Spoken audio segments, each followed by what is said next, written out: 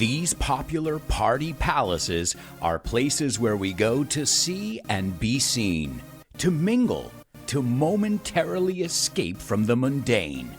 But only if you can get past the burly bouncers guarding the velvet ropes. Calling all club-goers, dress up. The DJ and dance floor await. We're going clubbing in New York City on today's episode of FYI.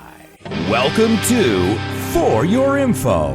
En inglés. You got it.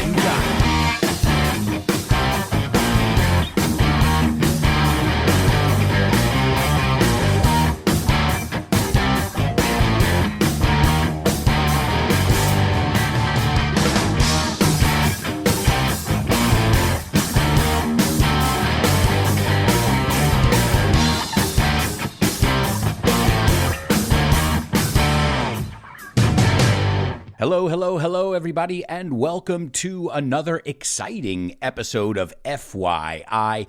I just want to take a moment to say thank you to all of you guys for making this podcast so popular, and not just in Spain. I've got some new statistics, or stats, as we call them, and I want to send a shout out, un saludo, to our friends in Romania. That's right, we are in position number 2 in the language learning category in Romania. So a shout out to all my Romanian friends. Obviously in Spain, we're also in the top 10. We're at position number 6. So thank you so much to all my amigos in Spain. In the Dominican Republic, or DR as we say, we're in position number 7 as far as language learning is concerned. As far as en cuanto a, as far as it's concerned, en cuanto a language learning, aprendizaje de idiomas. So shout out to all our friends who are tuning in from Romania, Spain, Dominican Republic, Nicaragua on the list, Colombia, and so many other places. Thank you so much, guys, and I really appreciate it. So thanks for tuning in. Thanks for spreading the word. And remember, keep sending me your suggestions. All right, well, today we're going to party. Are you guys ready to party? Festejar? I know I am, especially after this lockdown. We've been locked down for so long. I think I'm itching to get out. Itching to es tengo el mono. I'm itching to get out and party a little bit. And I have to say something. I used to be a night owl.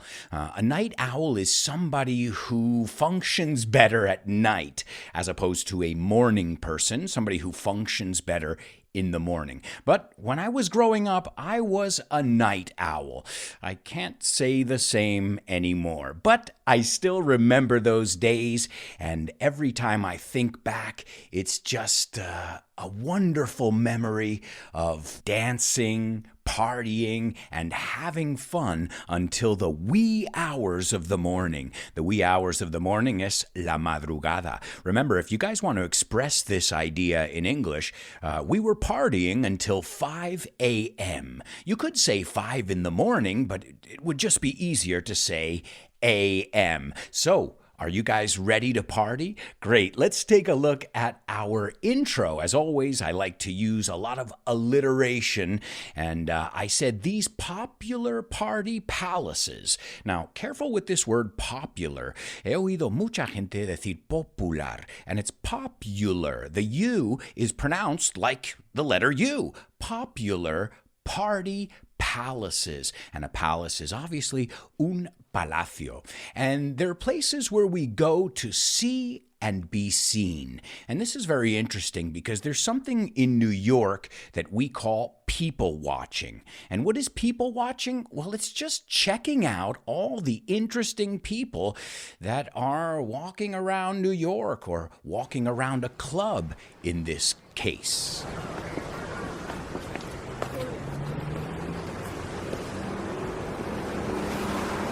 The next word I said is to mingle, and to mingle means to mix with people. I always say this word, I teach another word when I teach this word, and that's a wallflower. A wallflower is that person who's at a party and they're just hanging out in the corner, not talking to anybody. And that's when one of your friends says, "Hey, Alberto, come on, let's mingle. Vamos a mezclar, vamos a socializar.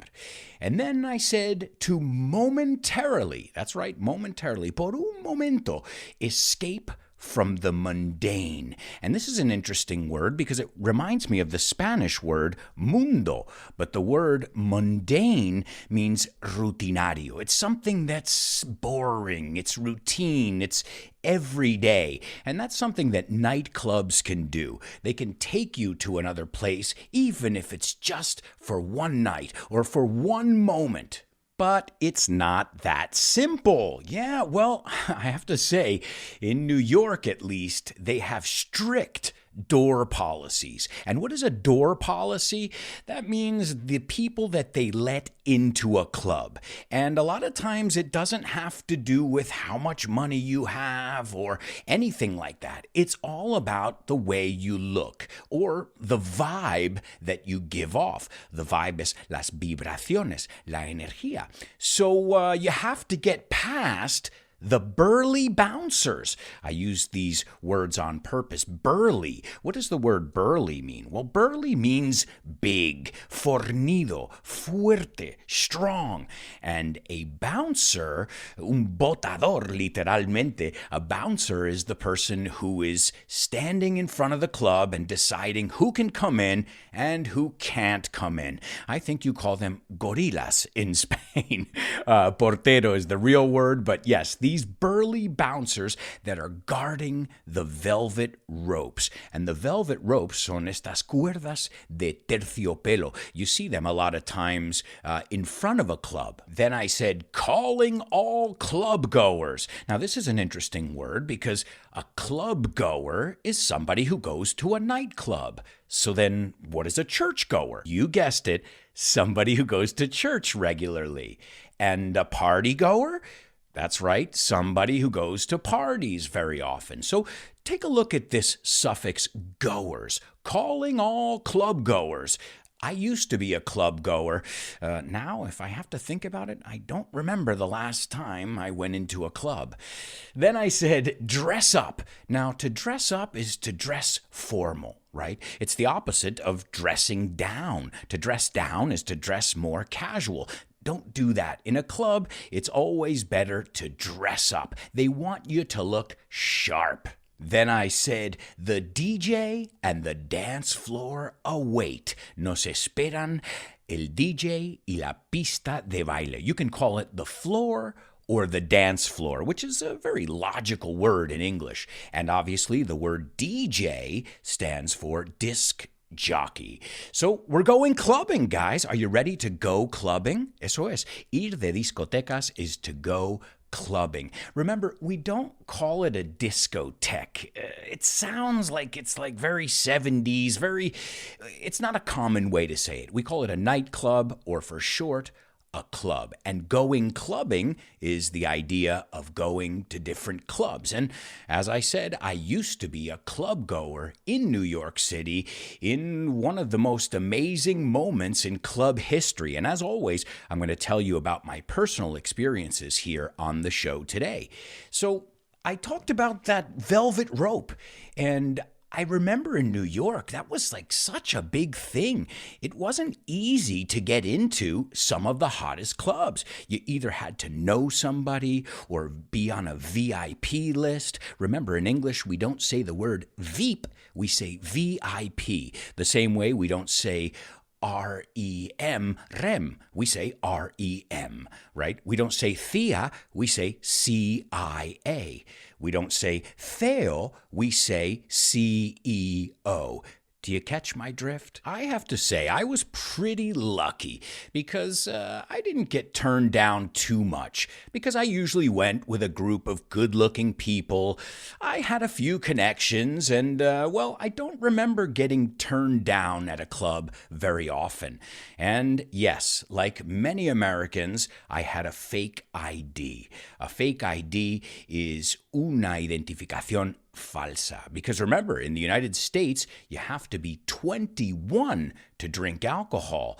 And I wasn't going to wait till I was 21 to go to a club. So, of course, as many Americans, I had a fake ID. The word is identification, but we usually say ID, which would be the equivalent in Spanish of your DNI, your DNI. So remember, in English, we don't have a DNI, we have an ID. And many times, your ID in the United States is your driver's license. Okay, so we got past the bouncers. We're in the club now, and now I'm telling you, the night is about to begin. I think the hardest part was getting in. Once you were in, you felt like you were a part of a special club. You felt like you belonged, como si pertenecieras a algo. And I think that was one of the most interesting things about clubbing in New York City in the mid-90s and early 90s. You didn't feel like you were going there to see people so much, as I said in the intro, but you felt like you were a part of something. And I'll tell you, when you looked around, it was like being on another planet. There were drag queens everywhere and people wearing just this amazing makeup that must have taken them hours to put on, and just these elaborate costumes. I'm telling you, it was complete. I felt like I knew what it was like to be at these huge parties that they used to have in ancient Rome. It was epic, to say the least. And as I said, I'm going to tell you more about that in the bonus part of today's show. And I just want to remind you guys, if you're interested in listening to the bonus audio every week, and you also want to get the vocabulary in PDF format, all you have to do is go over to my Patreon and join us. It's patreon.com/Alberto Alonso. And as I always tell you guys, if you enjoy this program every week, well, then you have to thank my patrons, because they're the ones who make it possible. So thank you to all my patrons, and a shout out to my super duper students, Roberto, Jose Maria, Mila, Desiree, Alex, Patricio, Edgar, and Loles. And don't forget about my interstellar students, Carmen, Diego, Pilar, and Diana. Thank you so much for making this possible. I appreciate it, and I'm sure all the other listeners appreciate it too. If you want more information or have any questions, contact me or check out all the different options at patreon.com/Alberto Alonso. Join us. As always, let's go back and take a look at the history of nightclubs, at least the history of nightclubs in New York City. And the first nightclubs appeared in New York City in the 1840s and 1850s. There were some clubs. One of them was called McGlory's. Another one was called the Haymarket. And honestly, I don't remember these, and they don't ring a bell. But these clubs were anything goes. Todo vale. No holds barred, como decimos. Vale todo. No holds barred. Yeah, they had a reputation for these, sex, gambling, unlicensed liquor, all that fun stuff. Todo lo divertido. And, of course, live music, dance, and vaudeville acts. But these places seemed a bit seedy because, as I said, you could experience a lot of things that you wouldn't experience just walking down the street. And remember, this was before Prohibition. So it reminds me, when I think of these kind of clubs, I think of speakeasies. Have you ever heard of this word before? A speakeasy are these little nightclubs or bars that opened up during Prohibition, that you would have to have like a secret code or a knock on the door to get in. So the 1840s and 50s, well, that's when the first nightclubs appeared. But what's considered the first modern nightclub? Because those were a mix of nightclub, theater, vaudeville. I mean, there was a little bit of everything in there. But what would be the modern nightclub? The nightclub as we know it today. Well, that honor goes to Webster Hall. Webster Hall, which was built in 1886, and it was built as a nightclub, social hall. It was a place where you could go dance or stage a political protest. It was up to you. It was a revolutionary place, to say the least. And I gotta tell you something. I've been to Webster Hall. I was lucky enough to go to this nightclub. Now, when I went to Webster Hall, I had no idea that it was the first club or recognized as the first club. So now I feel lucky. But back then, I just felt lucky to get in the door, as I said before. So in the 1910s and 1920s, Webster Hall became known for its masquerade balls. As I said before, it's all about extravagance, dressing up, looking like you're from another planet.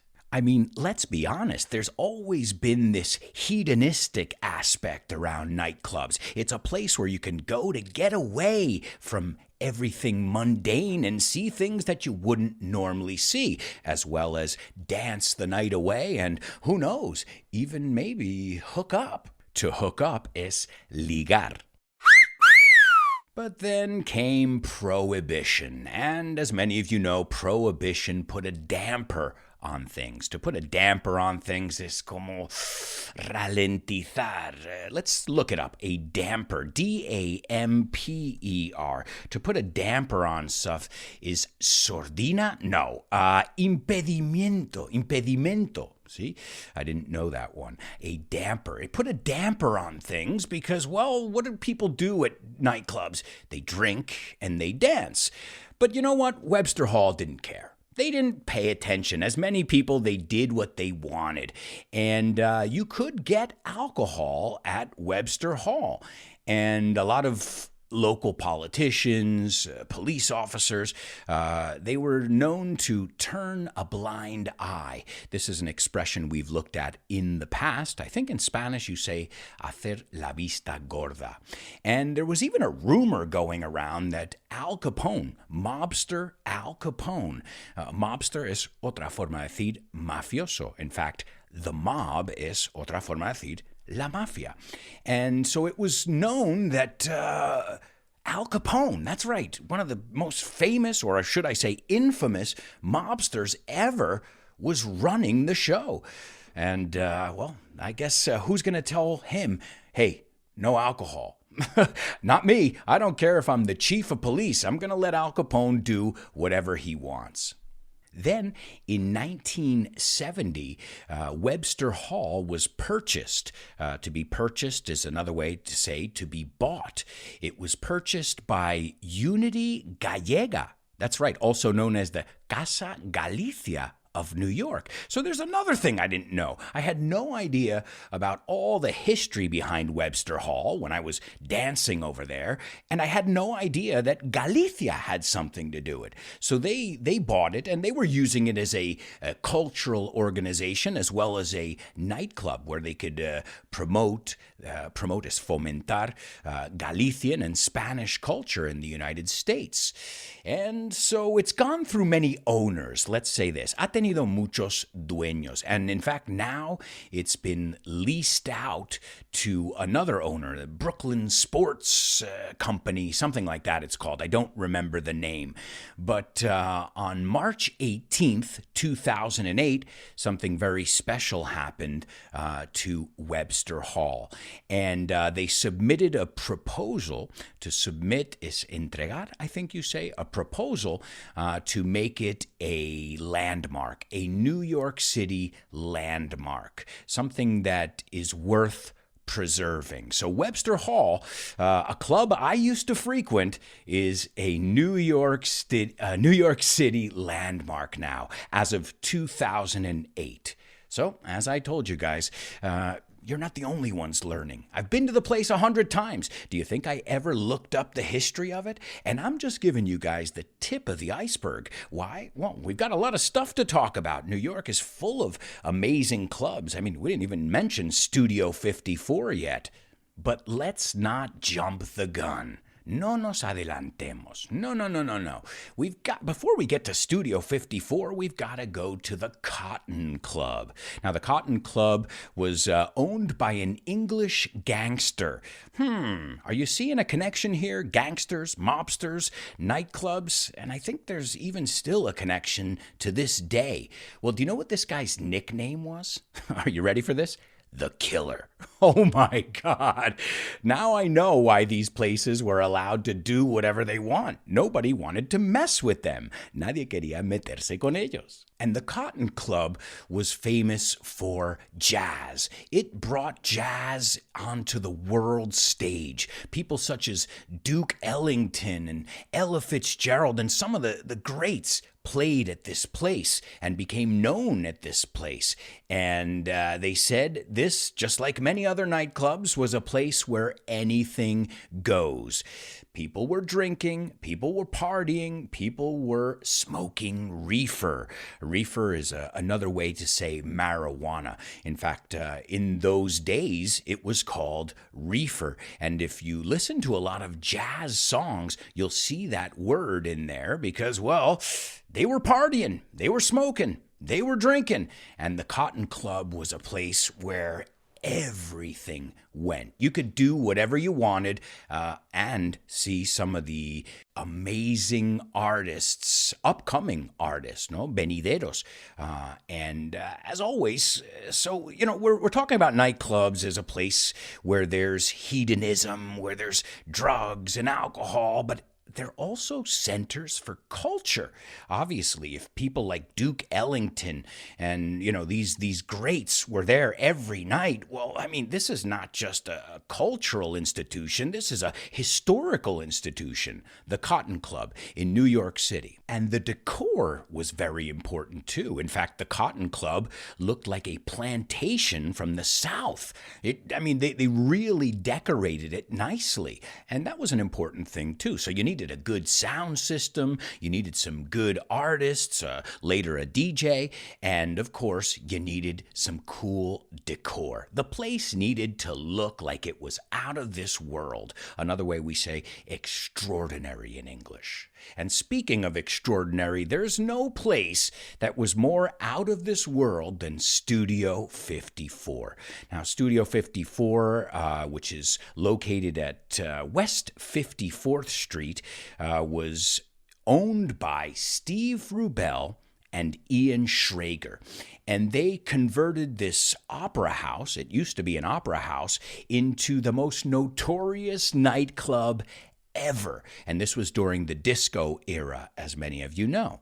And if you want more information on Studio 54, there are documentaries, movies, and books written on this subject because it was a who's who of famous people. A who's who. ¿Quién es quién? I think you say the same thing in Spanish. And when they asked Steve Rubell, what made this place so amazing, aside from the decor, well, he said, and I quote, "The key to a good party is filling a room with guests that are more interesting than you."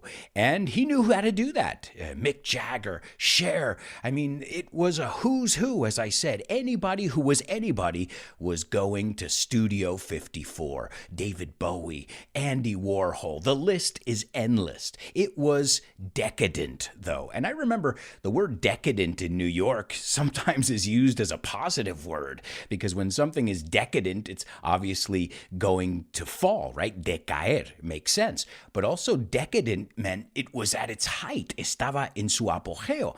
So it was a decadent place until the IRS showed up. Now, what is the IRS? The IRS is the Internal Revenue Service. I think you call them Hacienda, the tax office. Yeah, they showed up in 1979 and they shut it down. To shut it down is cerrar para siempre. They shut it down. They had been trying for a long time because, as you know, even if you don't have proof, aunque no tengas pruebas, you can imagine that there's some illegal activity going on at nightclubs, as we've seen in all the clubs we've looked at so far. Now, the reason they closed it down was because they found garbage bags full of money and drugs that were stashed. To be stashed is to be hidden all over the club. And yeah, you know what? That reminds me of another club that I went to. And I believe that was the next Studio 54. In fact, I remember reading articles about this club. The club is called the Limelight, and I used to go to the Limelight almost every weekend. So I'll be telling you all about that in the bonus part of today's show. So we talked about jazz clubs, we talked about disco clubs, but what about rock clubs? Because New York has a history of rock clubs as well. And there's none more famous than CBGB's. Now, I imagine many of you have seen this t-shirt. It's a black t-shirt with the word CBGB, which stands for Country, Bluegrass, and Blues. And I remember going to CBGB as well. Now, it's a clothing store now. Ahora es una tienda de ropa, as many of these clubs have closed down. But CBGB's, oh man, that place, it was grimy. Grimy means like dirty, con mugre. It was smelly. Oh man, I remember it smelled like puke. Pucus vomitus. It was sweaty. It was disgusting. Why would you want to go there? Well, because it was the epicenter of punk rock music.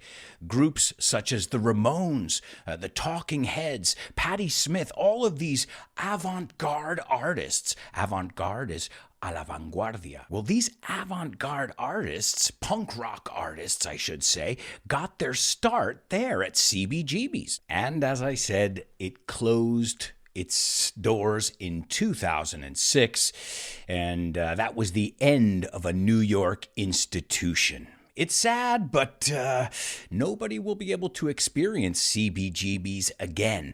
And I remember even, a friend's band was playing there, El Grupo de un Amigo, and I remember going down to the bathroom and feeling like, don't touch anything. I felt like, don't touch the walls, don't touch the toilet, don't touch anything. But you know what?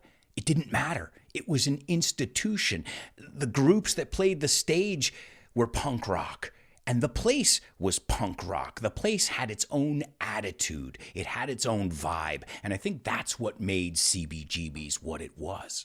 The next one on our list is Dancitaria. Now, this is one I have not been to. This was the first of the mega clubs. See, when I went to clubs, it was the early 90s, and the mega club was everything. I mean, if you didn't have 4 dance floors, you were nobody. And Dancitaria had 4 dance floors. It was this huge club where you can just see people, and when I say people, I mean The Cure, Depeche Mode, the Beastie Boys, Billy Idol. A lot of these people got their starts there. To get your start there is tus comienzos. And you know who else got their start there? You might recognize her name. Maybe it rings a bell. Madonna. That's right. Madonna didn't just party there, but she performed live there in 1982. And this was obviously the beginning of the end, because after that, Madonna blew up. Now, when I say blow up there, I don't mean I mean blow up to become very popular. And Dancitaria was cool because it was a mixed crowd. As the clubs we talked about before, it was a specific kind of crowd. It was rockers, it was disco people. Well, not Dancitaria. Dancitaria, you could find all kinds of characters walking around this club. And you know why? Because it got all the after-hours groups, all these people that were going to Studio 54, CBGB, other hip-hop clubs, gay bars. Well, once they closed, where would everybody go? Dancitaria. And it became this melting pot. A melting pot is un crisol. We talk about New York as being a melting pot, but Dancitaria was a melting pot inside of a melting pot. And it was madness, locura. If these walls could talk means kind of, han visto de todo. Estas paredes han visto de todo. And as I said before, with Dancitaria came the mega club. Now it wasn't about having a little nightclub. It was about bigger, better, bolder, más audaz. And that was the way. And when I started going to clubs, that's the clubs I went to. I went to clubs with 4 floors, with hidden rooms. And I'm going to tell you all about those in the bonus part of the show. So why aren't we seeing those clubs anymore in New York? Why don't we see these mega clubs? What led to their downfall?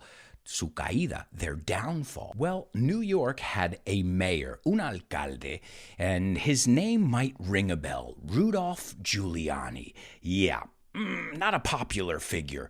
Well, he decided that he was going to go to war with all these clubs. He wanted to clean up New York City, and he felt that one of the ways that he could clean up New York City was getting rid of, deshaciéndose de, their clubs. So he went after, iba a por, he went after all these club owners and all these clubs, and he was successful. He was able to close down so many clubs using a law, an outdated law, una ley que ya no vale realmente, which was a racist law, which required a place to have a cabaret license. And what is a cabaret license? It's a license that says that you can dance there.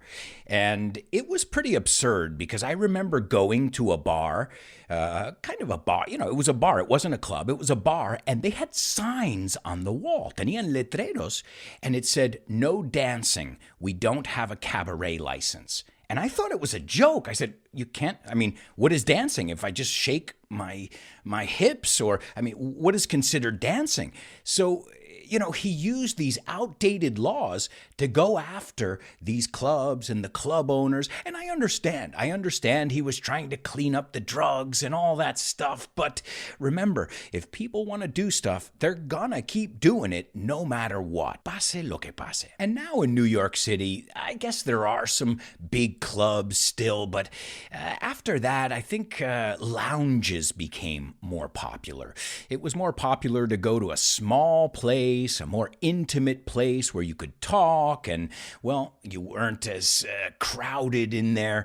It wasn't like, we say in English, you weren't packed in there like sardines, and it changed the whole idea of a club into the 2000s and 2010s, and who knows what the future holds. I'm excited to see if these mega clubs will return one day. Now, I imagine it'll have to be post-COVID era, but I'm looking forward to seeing these mega clubs again, even if I'm not going to be attending them personally. Now, to attend is asistir. Remember, we don't say assist, we say attend. To assist is to help. And that brings us to the end of today's podcast. But don't worry, guys, there's a bonus part of the show. It's available for patrons. Remember, if you're not a patron and you just want a sample, drop me a line and I'll send you the bonus audio, no strings attached, sin compromiso. If you like it, well, we can talk after that. All right, so in the bonus part of today's show, I'm going to tell you about the king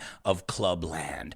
I'm going to tell you about murder, extradition, and all this crazy stuff that happened when I was going to clubs. I'll tell you about it from my first-hand experience. All that and much more in the bonus part of today's FYI.